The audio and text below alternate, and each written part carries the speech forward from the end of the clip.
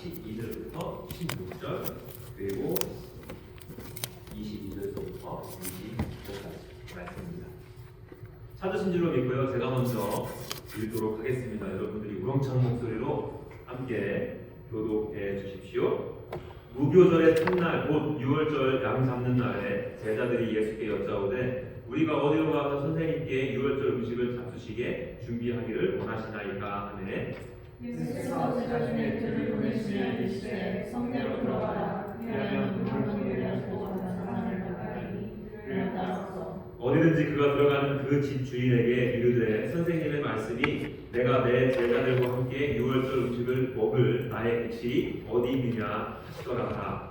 그리하면 자기를 타고 준비한 큰 가방을 보이니 거기서 이를 위하여 준비하라 하시니 제자들이 나가 성내로 들어가서 예수께서 하시던 말씀대로 만나 6월절 음식을 준비하니라. 22절이요. 먹을 때 예수께서 떡을 가지사 축복하시고 떼어 제자들에게 주시며 이르시되 받으라 이것은 내 몸이라 하시고 또 잔을 가지사 감사기도 하시고 그들에게 주시니 다 이를 마시되 이르시되 이것은 많은 사람을 위하여 흘린 나의 피 곧 너희의 피라. 진실로 너희에게 이르노니 내가 포도나무에서 난 것을 하나님 나라에서 새 것으로 마시는 날까지 다시 마시지 아니하리라 하시니라. 이에 그들이 찬양하고 감사함으로 하니라. 아멘. 오늘 본문은요, 흔히들 예수님과 제자들의 마지막 식사, 만찬이라고들 알고 있죠. 그도 그럴 것이 아마도 예수님께서 십자가에 달리시기 전에 제자들과 함께 하신 마지막 식사였기 때문이라고 생각이 됩니다. 그런데 여러분, 이 말씀을 묵상하실 때 단순히 예수님과 제자들의 마지막 식사라고 생각하시면 조금 곤란합니다. 왜 그렇습니까? 예수님과 제자들의 마지막 만찬은 유대인들의 유월절과 아주 연관이 깊기 때문에 그렇습니다. 최후의 만찬의 시작점인 12절 말씀을 제가 읽겠습니다. 무교절의 첫날 곧 6월절 양 잡는 날에 제자들이 예수께 여짜오되 우리가 어디로 가서 선생님께서 6월절 음식을 잡수시게 준비하시기를 원하시나이까 하매 이 12절 말씀 보니까요, 무교절의 첫날 곧 6월절 그리고 덧붙여서 설명하는 것이 그날은 바로 양 잡는 날이라고 표현하고 있습니다. 아시는 것처럼 유대인들의 절기 중에서 가장 중요한 절기 중에 하나가 바로 6월절. 여러분 이 6월절의 유래에 대해서 다 아시죠? 야? 이스라엘 백성들은요 무려 430년 동안 이집트의 노예로 비참하게 살았어요. 이런 이스라엘 백성들을 구원하시기 위해서 하나님께서는 모세를 택하시고 이집트의 바로 왕에게 하나님의 뜻을 전하죠. 그러나 바로의 고집 또한 만만치 않습니다. 순순히 이스라엘 백성들을 내보내지 않아요. 그래서 하나님께서는 바로의 이 고집을 꺾기 위해서 강계, 입하수, 도구, 항캄작이라는 10가지 재앙을 내리십니다. 그럼에도 바로가 꼼짝하지 않자 마지막 이제 재앙을 내리시기로 결정하시는데요. 이 재앙은요, 애굽 땅에 있는 모든 처음 난 것은 모두 죽임을 당하는 재앙이에요. 일반 백성의 맏아들이거든, 잘 나가는 신하들의 맏아들이거든, 왕의 첫 번째 아들이건 상관없습니다. 처음에 태어난 것은 가축들 포함해서 죄다 죽음을 당하는 재앙이었습니다. 그러나 하나님께서는 이 재앙을 피할 수 있는 유일한 방법을 하나 제시해 주셨는데요. 그것이 무엇입니까? 바로 하나님의 명령대로 이 어린 양을 잡아 그 피를 문설주에 바르는 것이었어요. 잘 살고 못 살고의 문제가 아니라요, 잘생기고 어색하게 생기고의 문제가 아니라 이집트 사람이고 이스라엘 사람인가가 중요한 것이 아니라 오로지 중요한 것은 양의 피가 문설주에 발라져 있느냐는 것입니다. 양의 피가 문설주에 발라져 있지 않은 집은 장자가 죽어나가는 재앙이겠고요. 반대로 양의 피가 문설주에 발라져 있는 집은 pass over, 죽음이 넘어가 구원을 얻게 되었습니다. 이 사건을 계기로 해서 이스라엘 백성들은 그 후부터 어떻게 됩니까? 이집트로부터 진정한 자유를 얻게 되죠. 이 사건이 있은 후에 이스라엘 백성은요, 하나님의 명령에 따라 매년 이 유월절을 지키게 되었습니다. 이날을 기념하기 위해서 유월절 만찬을 갖게 된 것이죠. 여러분, 예수님은 어느 나라 분이십니까? 한국 사람 아니죠? 유대인. 그리고 제자들도 유대인. 그래서 우리가 함께 읽었듯이 예수님과 제자들도 이 유월절 만찬을 가져야 했어요. 좀 전에 저희가 함께 읽었던 12절에서부터 16절까지는요, 그 유월절 만찬을 준비하기 위한 과정을 소개하고 있고요. 22절에서부터 26절까지는 예수님께서 그 유월절 만찬의 사회자가 되셔서 유월절 만찬을 인도하는 모습을 저와 여러분들이 발견하게 되는 것입니다. 여러분, 저는 이 말씀을 묵상하면서 갑자기 불현듯 궁금증이 생겼어요. 이 유대인들은 유월절 만찬을 어떻게 가질까? 어떤 순서와 절차를 갖고서 이 유월절 만찬을 지킬까? 그래서 인터넷도 찾아보고요, 제가 갖고 있는 책도 좀 살펴보았는데요, 이 절차에 대해서 제가 좀 간단하게 여러분들에게 조금 설명을 드리려고 해요. 여러분, 이 먼저 유월절 만찬은요, 히브리어로 사데기가 아니라 세델. 이 단어의 그 문자적 의미를 보니까 순서, 질서라는 뜻이 있어요.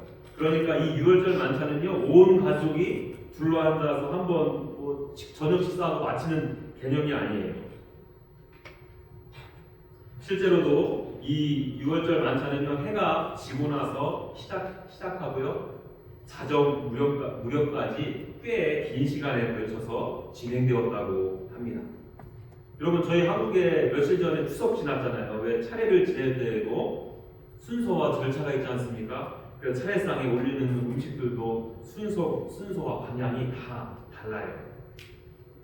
마찬가지로 유월절 만찬도요, 주로 가장인 아버지가 인도했는데요, 유월절 만찬에서도 각각의 음식 먹는 순서가 다 있었어요. 특히 유월절 만찬이 이루어지는 동안 총 4번의 포도주를 마시게 되었답니다. 이 포도주가 이러한 순서들을 구분지었다고 해요. 4잔의 포도주. 제가 그 순서 좀 자세하게 설명해 드릴게요. 간단하지만 여러분, 이 유월절 만찬의 순서를 처음에 보면요, 이 처음에 유월절 만찬의 시작은요, 촛불을 방 안에 키면서 시작한다고 합니다. 그리고 잔에 포도주를 처음 따르고요, 축복문을 아버지가 낭독을 한대요. 이 축복문을 낭독한 후에는 이 첫 번째 포도주를 마시고 이 담겨져 있는 물에 손을 깨끗이 씻는 의식을 한다고 해요. 아무래도 이 유월절 만찬을 정결한 마음으로 하고 싶은 의도에서 그렇게 했겠죠. 이어서 쓴 나물을 소금물에 찍어서 먹고요, 3개의 맛자를 자른 후 접시에 올려놓습니다. 여러분, 여기서 말하는 맛자는요, 우리가 이해하기 쉽게 빵이라고 이해하면 쉽습니다. 빵 아니면 떡. 그러니까 빵을 반으로 잘라서 세 덩이의 큰 빵을 반으로 잘라서 접시에 올려놓는데요. 이러한 절차가 끝나면 그 가정에서 가장 어린 자매부터 하나씩 이런 질문을 한대요. 어떤 질문을 하는지 한번 들어보세요. 되게 성숙한 아이인가 봐요. 왜 이 밤에는 빵을 먹어요? 왜 이 밤에는 쓴나물을 먹어요? 왜 이 밤에는 쓴나물을 소금물에 2번 찍어서 먹어요?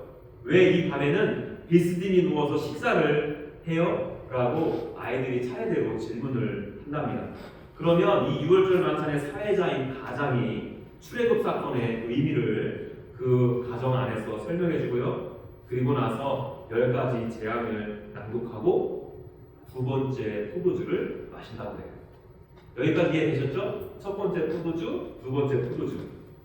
자, 이렇게 2번째 포도주를 마시고 나면 이제 무엇을 먹을까요? 좀 전에 잘라놓은 빵 있잖아. 맞자, 떡을 먹는다고 해요. 이 빵을 먹기 위해 또 이 인도자는 축복문을 낭송하게 되고요, 이때 아버지는 먹는 빵을 잡아서 그것을 높게 들고요, 땅으로부터 빵을 나오게 하시는 오 우주 하나님, 우주의 왕이시여, 당신을 찬양하나이다 라고 고백한다고 합니다. 다시 뭐라고요? 땅으로부터 빵을 나오게 하시는 오 우주 하나님, 우주의 왕이시여, 당신을 찬양합니다. 여러분 이러한 고백이 있은 후에 유월절 만찬의 메인 메뉴 있죠. 어린 양을 먹기 시작하게 되고요. 이 식사가 거의 마쳐질 때쯤에 세 번째 포도주를 마신다고 해요. 이렇게 식사가 마쳐지게 되면 방의 문을 활짝 열어놓고요. 엘리야의 잔으로 불리는 네 번째 포도주 잔을 가득 채워 마시고 저마다 지붕으로 올라가서 감사의 찬양을 올려드렸다고 합니다. 제가 아주 간단하게 설명했는데 이해되시죠? 응? 유대인들이 6월절에 이렇게 6월절 만찬을 가른다고 해요. 여러분 그런데 우리가 저와 여러분 함께 읽은 본문 22절에서 26절의 말씀을 눈으로 한번 가만히 보시겠어요? 여기 보면요, 제가 좀 전에 여러분들에게 소개해드린 유대인들의 6월절 만찬의 순서 중에서 몇 번째 포도주 마시기 전과 아주 비슷해요.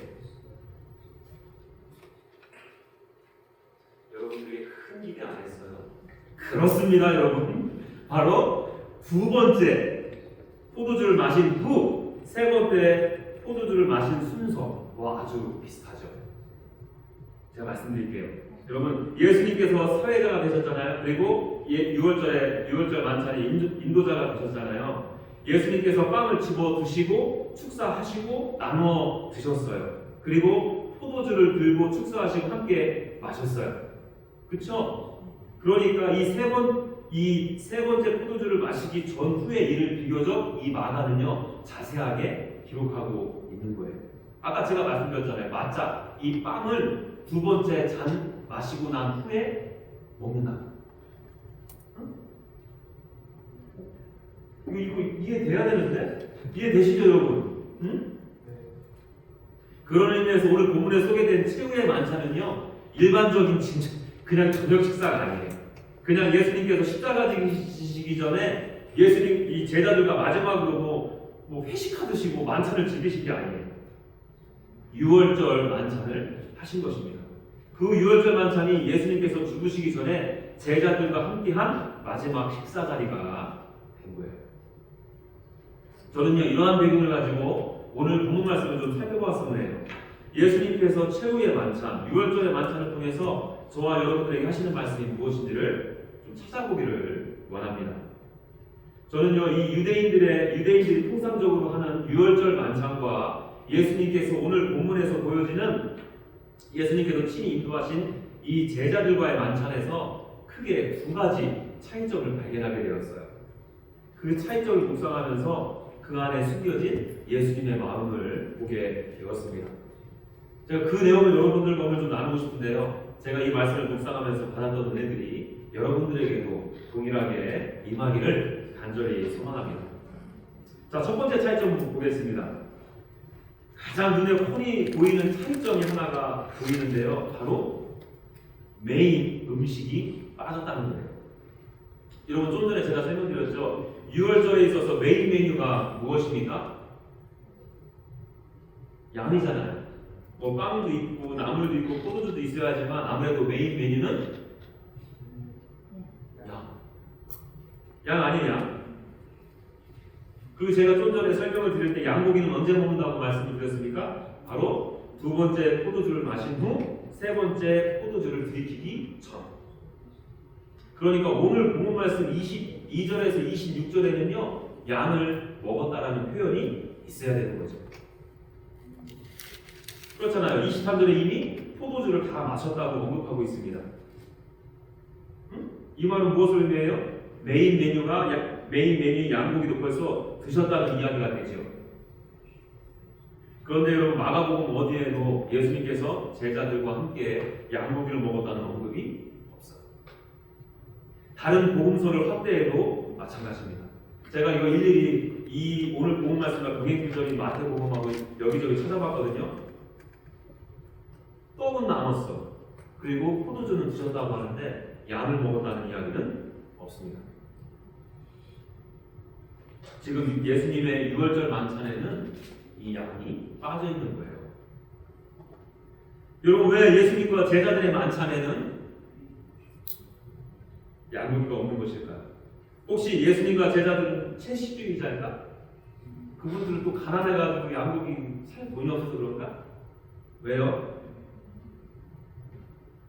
그리고 여러분 양고기가 없는 6월절 만찬을 하면서 가장 의아하게 생각했던 사람들이 누구일까요? 바로 그들과 예수님과 함께했던 제자들이에요.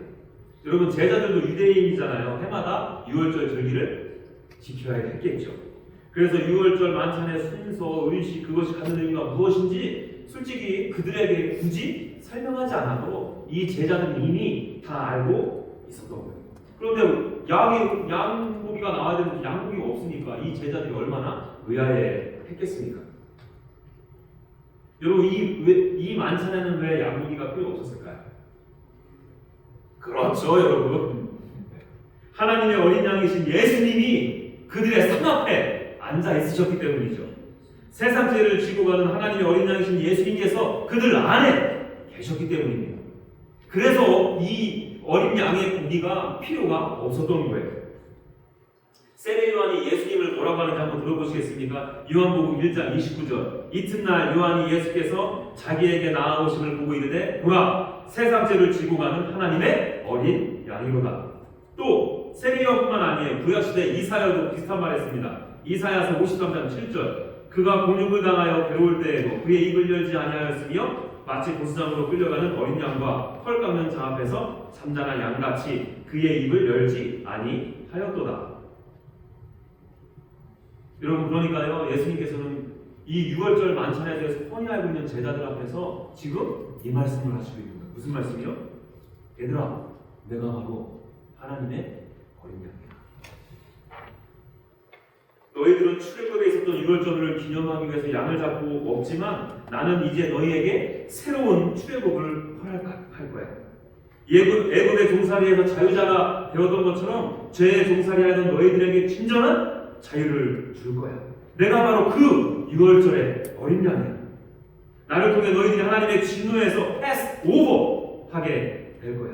이제는 너희가 앞으로 나의 피와 나의 몸을 기념하게 될 거야 라고 보여주신 거예요.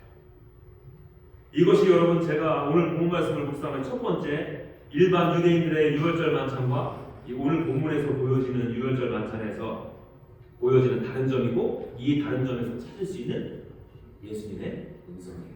뭐라고요? 얘들아 내가 바로 하나님의 어린 양이야. 자 이번에는 제가 발견한 두 번째 한번 그 차이점을 한번 나눠볼게요. 여러분 제가 좀 전에 세 번째 포도주를 마시기 전에 무엇을 한다고 했죠? 가운데로 잘려진 맛자 빵을 먹기 위해서 축복하고요. 뭐라고? 땅으로부터 빵을 나오게 하시는 우리 주 하나님 우주의 왕이시여 당신을 찬양하나이다. 이 고백을 한 후에 양고기를 먹고 세 번째 포도주를 마신다고 했습니다. 그런데 오늘 본문 22절에서 23절 볼래요?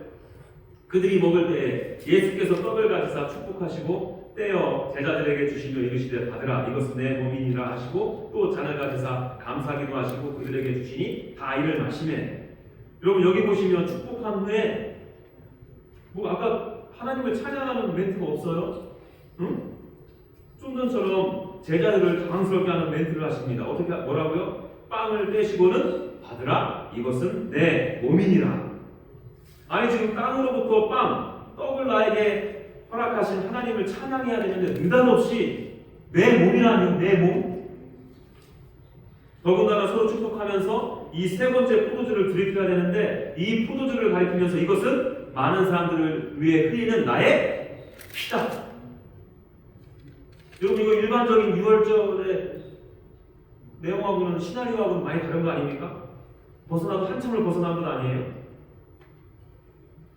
여러분 예수님께서 이렇게 말씀하신 의도가 또 있으시죠? 이것은요 예수님께서 제자들에게 무엇을 말씀하시고 싶었냐면 바로 나에게는 영원한 생명이 있다라고 이야기한 것입니다. 여러분 우리가 조금만 생각해보면 어렵지 않게 깨달을 수 있을 거예요. 잘 따라와 주세요. 여러분 예수님은요 바로 빵 대신에 그 맛자 빵 대신에 자기 자신의 몸을 가리켰어요. 여러분 유대인들에게 있어서 그 맛자 빵은요 주식이에요. 우리나라 성경에는 이 빵을 떡이라고 번역해가지고 뭐 후식이나 살짝 배고플 때 먹는 간식으로 우리가 이해하기 쉬운데 유대인들에게 있어서 이 빵은요 주식이라는 거예요. 그럼 이 주식인 빵을 섭취하지 못하고 먹지 못하면 어떻게 되겠습니까? 그렇죠. 그런 의미에서 여러분 유대인들이 유월절 만찬에 떡을 떼는 것은요 나에게 생명을 주신 하나님을 찬양하는 거였어요. 그런데 예수님은 이 떡을 어디로 연결시키고 있습니까? 바로 내 몸. 다시 말하면 예수님은 제자들에게 내가 바로 생명이다. 내 안에 하나님의 영원한 생명이 있다. 이렇게 선언하신 거예요.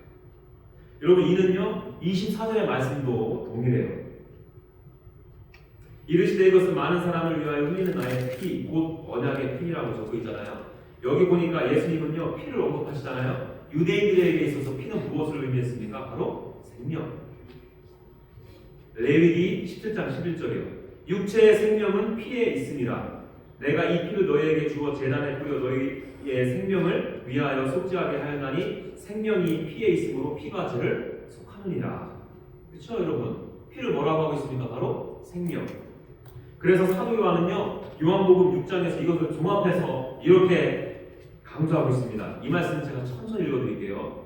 요한복음 6장 53절에서 55절. 예수께서 이르시되 내가 진실로 진실로 너희에게 이르노니 인자의 살을 먹지 아니하고 인자의 피를 마시지 아니하면 너희 속에 생명이 없느니라. 내 살을 먹고 내 피를 마시는 자는 영생을 가졌고 마지막 날에 내가 그를 다시 살리리니 내 살은 참된 양식이요 내 피는 참된 음료로다. 그러니까 여러분 예수님께서는 그 제자들에게 얘들아 내 몸이 바로 참된 생명이야. 과거 이스라엘 백성들은 광야에서 하나님께서 보내주신 그 만나를 통해서 생명을 연장했지만 내 몸이 바로 그 만나야. 빵이야, 떡이야. 내 피가 생명수야. 내가 바로 너희들에게 영원한 생명을 줄 수 있는 너희들의 하나님이야. 내가 바로 너희들에게 생명을 줄 수 있는 유일한 너희들의 왕이야. 지금 이렇게 제자들에게 선언하고 계신 거예요. 여러분 저는요 여러분들에게 유대인들의 이 전통적인 유월절 만찬과 오늘 본문을 비교하면서 두 가지 차이점을 말씀드렸어요. 그리고 그 안에서 예수님께서 제자들에게 하시고자 하는 말씀 두 가지를 말씀드렸습니다. 그것이 무엇이었죠? 바로 안 들으셨어요 여러분? 응? 내가 바로 하나님의 어린 양, 유월절의 어린 양이야. 그리고 내가 바로 하나님의 영원한 생명이야. 이 6월절의 만찬에 참으로 놀라운 비밀이 숨겨있지 않아요? 전혀 관심 없으실 것 같은데 응? 그런데 여러분 그 비밀은요 여기서 맞춰지지 않아요. 여러분 6월절 어린 양이신 예수님, 영원한 생명이신 예수님께서 저와 여러분들에게 그 죄를 깨끗게 하기 위해서 어떻게 하셨습니까? 저와 여러분들에게 영원한 생명을 주시기 위해서 어떻게 하셨죠?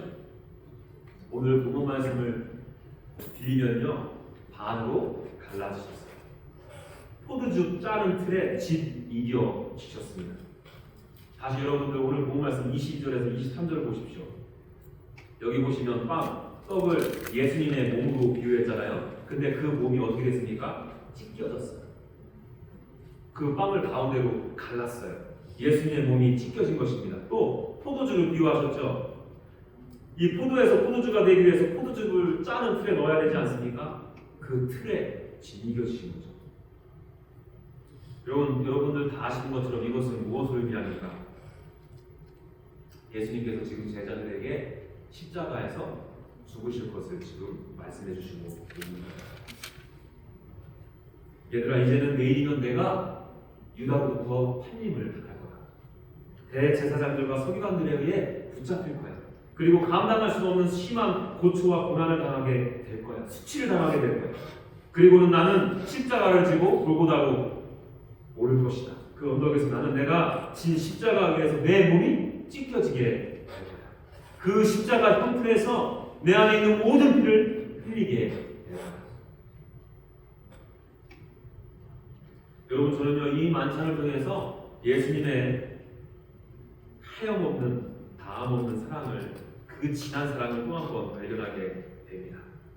예수님은 우리의 모든 형벌이 pass over, 그냥 지나가게 하기 위해서 6월절에 어린 양이 되셨어요. 예수님 하나님의 어린 양이 되셔서 내가 받아야 할 죄의 형벌을 예수님께서 대신 받으셨습니다. 십자가에서 온 몸이 찢겨지셨어요. 십자가 틀 위에서 모든 피를 쏟으셨어요. 팀 켈러 목사님의 이 왕의 십자가라는 책이에요. 그 목사님께서 이런 일화를 소개하는데 너무 감동이 돼서 여러분들과 나누고 싶어요. 몇 해 전에 미국의 옐로스톤 국립공원이라는 데가 있어요. 근데 거기에 화재가 났었대요. 그 화재의 피해 규모가 얼마가 되는지 확인하기 위해서 산림 감시원들이 이 피해 규모를 조사하기 위해서 산을 올랐다고 합니다. 어느 한 감시원이 거의 다 살아남은 나무에서 재를 뒤집어 쓴 큰 새를 하나 발견하게 되었대요. 그 새는 화마가 힘쓸고 간 그 처참한 화재 가운데 죽음을 맞이한 것입니다. 그 감사원이 그렇게 처참하게 죽어간 새가 안타까워서 막대기로 살짝 그 새를 건드렸대요. 그러자 그 죽은 새 안에 3마리의 새가 살짝 하면서 날아가면서 도망갔대요. 여러분, 이 새끼새가 어떻게 살 수 있었습니까? 그 공원에 화재가 났을 때 도망가지 아니하고 어미새가 그 자리를 지켰기 때문에 그 새끼를 날개 아래에 숨기고 자신은 죽어간 것입니다. 자신의 목숨과 새들의 목숨을 바꾼 것이죠. 여러분, 저는 이 어미새의 사랑이 바로 예수님께서 저와 여러분들에게 보여주시는 사랑이라고 생각이 돼요. 예수님 그 진노의 불을 피할 수 있으셨어요. 아니, 예수님하고 진노의 불하고는요 어울리지 않습니다. 오히려 우리에게 그 진노의 불을 내리는 자리에 있으셔야지 마땅하죠. 그런데 예수님께서는 당신께서 그토록 사랑하는 저와 여러분들을 위해서 그냥 둘 수가 없었어요. 오히려 그 진노의 불, 모든 형벌이 내려지는 그 속으로 뛰어든 것입니다. 그리고는 예수님의 품 안에 저와 여러분들을 그 날개 아래 품으셨어요. 그리고 그 어미새처럼 예수님께서 저와 여러분을 대신해서 십자가 위에서 모든 형벌을 감당하신 것입니다. 예수님의 생명과 저와 여러분의 생명을 바꾼 것이죠. 그 어미새처럼. 여러분, 여기 계신 분들 중에서 어느 누가 그 이 예수님의 사랑에 반응하시겠습니까? 믿음으로.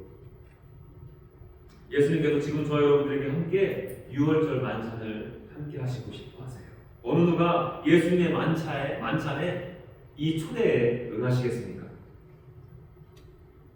여러분, 여기 계신 모든 분들은요 대부분 6월절의 어린 양이신 하나님의 영원한 생명이신 예수님을 다 알고 있을 거예요. 그분이 십자가에서 찢겨지시고 십자가 형틀에서 모든 피를 쏟으신 것을 다 알고 계실 것입니다. 여러분, 근데 단순히 아는 것으로만은 부족해요. 단순히 지식적으로 동의하는 것만으로는 부족합니다.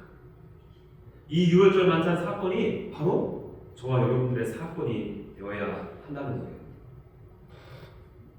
오늘 본문 말씀에도요 이것을 가볍게 흘려보내지 않습니다. 여러분, 22절 눈으로 보시겠어요?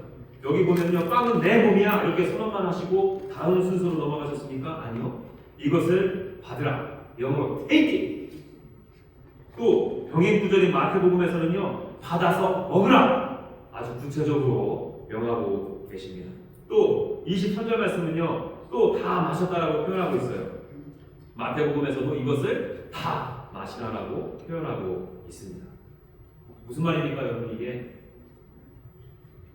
내가 6월절의 어린 양이야. 내가 바로 하나님의 영원한 생명이야. 이를 위해 내 몸은 찢겨졌다.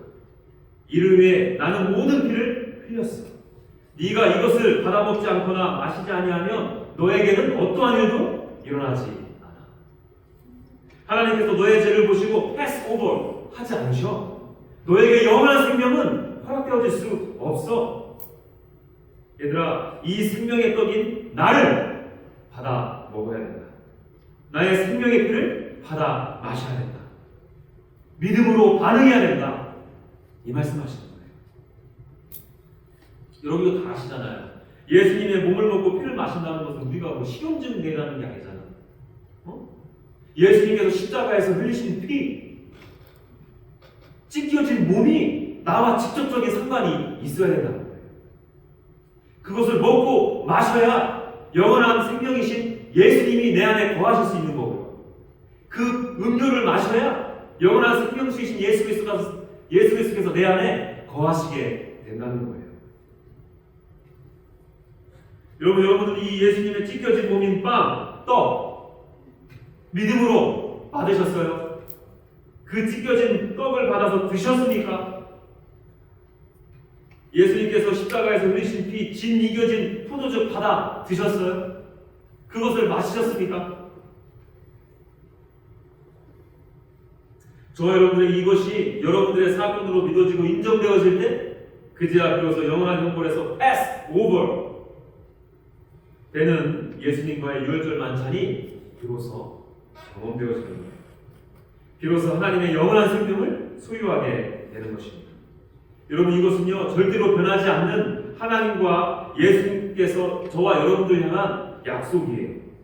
이 약속은 세상의 그 어떤 것도 흔들 수 없는 견고한 약속입니다.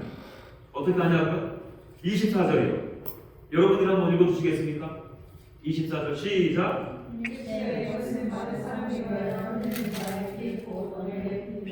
예, 여기 24절 맨 마지막 부분을 보세요. 바로 뭐라고 표현되어 있습니까? 언약. 또 이 약속을 한층 더 강조하기 위해서 다음 절에 또 연결시키고 계시거든요. 25절. 진실로 너희에게 이르노니 내가 포도나무에서 난 것을 하나님 나라에서 새 것으로 마시는 날까지 다시 마시지 아니. 여러분 이 말씀은요. 얘들아 내가 지금 목숨 걸고 너희들하고 약속한다. 나의 약속은 너희들이 하나님 나라 안에 들어와서 너희들이 구원에 완성되어질 때까지 유효해. 나는 너희들이 완전한 하나님 나라에 들어오기 전까지는 절대로 포도주 마시지 않을 거야. 이 말씀이에요. 그만큼 예수님은요 이 약속을 아주 중요하게 여기시고요 끝까지 지킬 거라는 것입니다. 여러분 저와 여러분들의 인간의 이 다짐과 약속은 매일같이 무너지지만 신실하신 예수님은 그렇지 않잖아요. 더군다나 맹세까지 하셨어요. 이 약속은요 끝까지 반드시 내가 지키겠다는 거예요. 여러분 이 예수님의 놀라우신 약속 앞에 믿음으로 저와 여러분들이 서길 순망해요. 여러분 이 약속은요 아까 말씀드린 대로 아무에게나 적용되지 않아요. 예수님께서 나를 위해 십자가에서 찢기시고 진 이겨주신 것이 나의 사건으로 믿어지는 자들에게 주어지는 견고한 무너지지 않는 하나님의 예수님의 약속이라는 거예요. 바라기는 여기 계신 모든 분들에게 이 약속이 축복으로 받아지는 역사가 일어나기를 간절히 소망합니다. 여러분 이것이 바로 오늘 예수님께서 제자들에게 유월절 만찬을 통해서 보여주시고자 하는 숨겨진 마음이에요. 바라기는 저 여러분들이 여러분들의 삶 가운데 오늘이 바로 예수님과 참된 만찬의 시간이 되어지는 축복이 일어나기를 간절히 소망해요. 여러분 이렇게 내가 6월절에 어린 양 되신 예수님과 참된 만찬이 이루어질 때 저와 여러분들에게 주어지는 축복이 있어요. 간단한 여러분들 지금 시간 다 돼가지고 시계 보고 속으로 짜증낼 것 같아서 간단하게 준비했어요. Listen carefully. 첫 번째는요 신앙의 성장이 있어요. 성숙이 있다는 거예요. 이건 당연하죠. 왜죠? 예수님은 생명이시잖아요. 그 생명이 내 안에 있습니다. 생명이 있다는 것을 무엇을 의미합니까? 성장이 있다는 것을 의미하죠. 또한 생명은 따뜻해. 그리고 운동력이 있어요. 제가 돌아가신 분들 몇 번 직접 눈으로 뵙기도 하고요. 만져보기도 했는데요. 차가워요. 움직이지 않아요. 더 이상 자라나지 않습니다. 그러나 생명은 자라남이 있어요. 따뜻함이 있어요. 운동력이 있어요. 신앙의 성숙이 있습니다. 그 안에 하나님을 향한 뜨거운 사랑의 마음과 이웃을 향한 뜨거운 사랑의 마음이 있어요. 또 주님께서 주신 꿈과 소망으로 주님 주신 능력으로 날아다닌다는 거예요. 두 번째는요. 나는 늘 영적인 호기심에 배고파하고 목말랐다는 거예요. 그리고 예수님의 몸은 빵이잖아요. 예수님의 피는 음료잖아요. 물.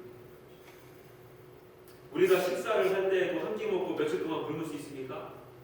아마 저기 그 끼니만 지나면 몇 시간만 지나면 난리 날 걸?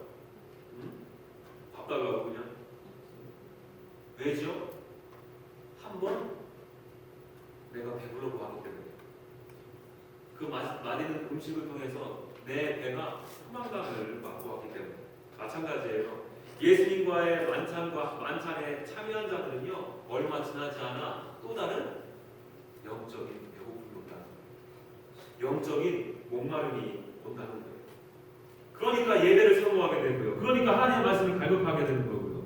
하나님과의 교통, 기도가 끊이지 않는 거예요. 그렇기 때문에 예수님과 인격적인 관계가 계속해서 깊어질 수밖에 없어요. 셋째는 공동체성이 회복된다는 겁니다. 여러분, 유월절 만찬을 함께하는 단위가 어떻게 끊어지죠? 그렇습니다, 여러분. 가족 단위.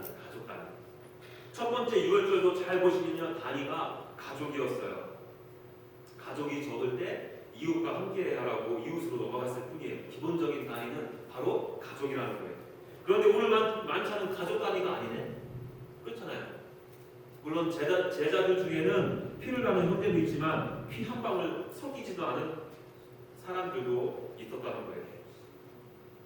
그러나 예수 그리스도의 몸과 피를 받음으로 말미암아 먹음으로 말미암아 그들은 주 안에서 한 식구가 되었다.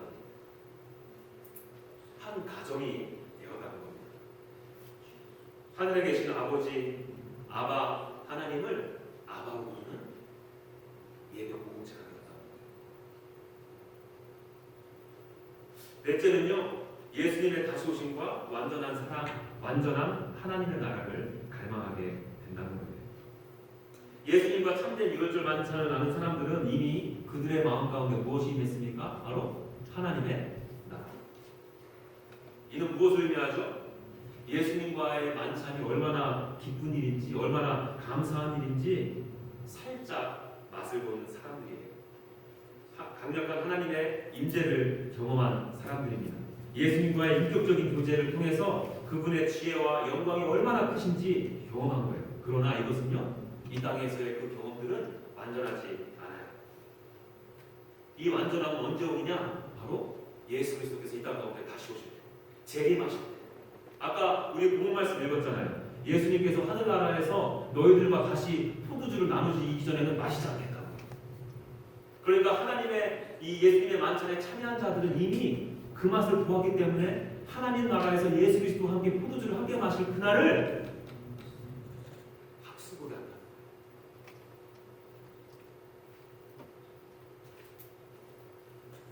하나님의 나라가 완성되어질 때 예수님과 완벽하고 멋진 만찬을 가질 수 있기 때문입니다.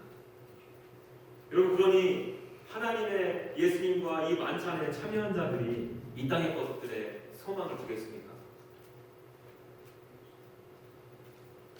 오히려 하나님의 나라에 소망을 두고 하나님 나라에 보물을 쌓아두고 살아가지 않겠어요?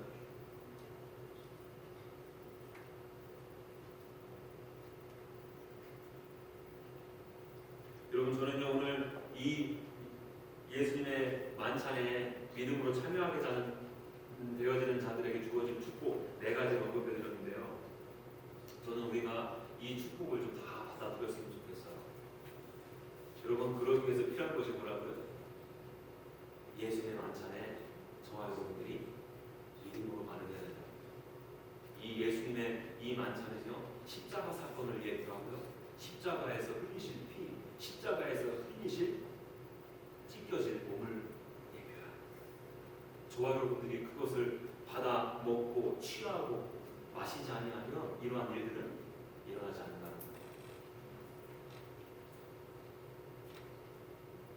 여러분, 예수님과 제자들과 함께 이 최후의 만찬, 유월절의 만찬을 통해서 저와 여러분들에게도 이런 동일한 예수님과의 만찬이 오늘 이 시간에 꼭 있어지길 간절히 소망합니다. 그만으로 우리